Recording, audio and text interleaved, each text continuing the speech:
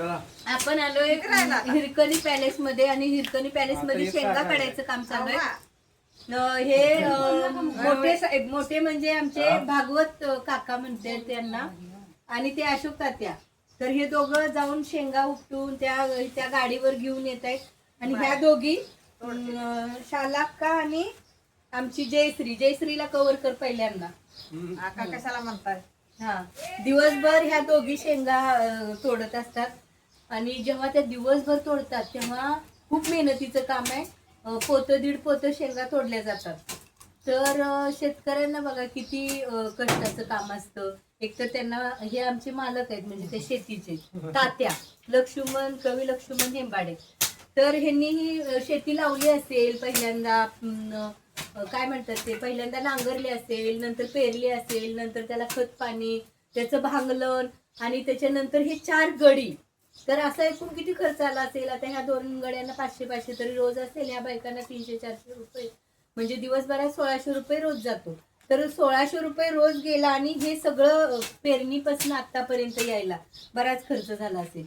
त्या मानानं शेतकऱ्यांना पोतं 1.5 पोतं दिवसभरात म्हणजे मग मी म्हणते की एखादा माणूस माझ्यासारखा असा विचार करेल एवढं मेहनत करून जर एवढंच मिळणार आहे तर कशाला करायची शेती। तर तसं न करता ते तेवढ्या म्हणजे तोटा सहन करून शेती करतायत। मग यांचं खरं तर कौतुक करावं का काय करावं मला समजत नाहीये। पण शेतकरी तसा नुकसानीतच आहे आणि शेतकऱ्याला फायदा मिळण्यासाठी शेतकऱ्याला हमी भाव मिळणं खूप गरजेचं आहे आणि तो सरकारनं देणं खूप गरजेचं आहे। तर माझा हा व्हिडिओ जास्तीत जास्त सगळ्यांनी शेअर करा आणि सरकारला जाग येऊ द्या की शेतकऱ्यांना त्यांनी केलेल्या कष्टाचं फळ थोडं फार तरी मिळालं पाहिजे। त्यांनी आत्महत्या न करण्यासाठी सरकारनंच प्रयत्न केले पाहिजेत। ह्या शेतीच्या मालकीनबाई बघा आज 3-4 दिवस उन्हात शेंगा वाळवत बसले बघा। त्यांचं गुडघ्यांचा त्रास असताना पण त्या दिवसभर आपल्या काय करतच असतात।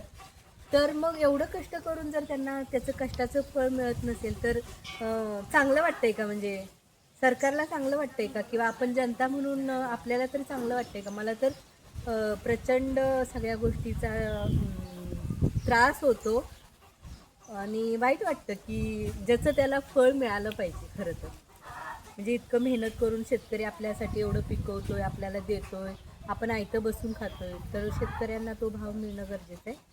धन्यवाद। हा व्हिडिओ जास्तीत जास्त शेअर लाईक करा आणि सरकारला एकदाची जाग येऊ द्या।